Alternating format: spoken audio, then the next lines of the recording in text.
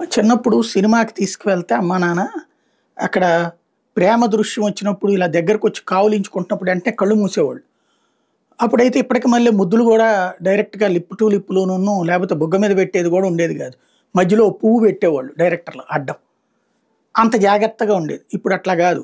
అసలు సెక్స్ ఎట్లా జేస్తారో కూడా దాదాపుగా ఓటీటీ ప్లాట్‌ఫారాల్లోనును, యూట్యూబుల్లోనూ కనబడిపోతున్న రోజులు. సినిమాలు కొన్ని అట్లాంటి వాటిటి కోసమే తయారవుతున్నటువంటి ప్రత్యేక దృశ్యాలు తయారైపోతున్నాయి. చేతుల్లో సెల్ ఫోన్ ఉండడంతో పిల్లలకి వీటిటి పట్లన చిన్నతనంలోనే అవగాహన కలుగుతుంది. దాని పర్యవసానం చిన్న పిల్లలు మరింత చిన్న పిల్లల మీద అకృత్యాలకు పాల్పడుతున్న ఘటనలు ఈ మధ్యన తరచూ వెలుగు చూస్తున్నాయి. అట్లాంటి ఉదంతమే ఇప్పుడు తాజాగా ఉంది. 5 ఏళ్ల చిన్నారి మీద లైంగిక దాడికి పాల్పడింది కూడా ఒక బాలుడే.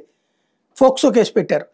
నంద్యాల జిల్లా వెలుగోడు ఎస్ఐ సురేష్ ఈ విషయాలు చెప్పుకొచ్చారు. వెలుగోడికి చెందిన చిన్నారి శనివారం ఆడుకుంటుండగా పక్కాలకి చెందిన ఓ బాలుడు సమీపంలోని గడ్డివామ దగ్గరికి తీసుకెళ్లి లైంగిక దాడికి పాల్పడ్డాడు. విషయం తెలుసుకున్న కుటుంబ సభ్యులు పోలీస్ స్టేషన్లో ఫిర్యాదు చేశారు.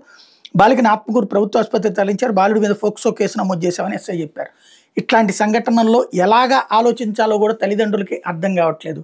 తల్లిదండ్రులు తమ బిడ్డల ప్రవర్తన మీద కనుక దృష్టి సారించకుండా కేవలం డబ్బులు సంపాదించేస్తే తమ బిడ్డలు బాగుపడిపోతారు అనుకుంటే ప్రమాదం. దానికి సాక్ష్యం ఇది.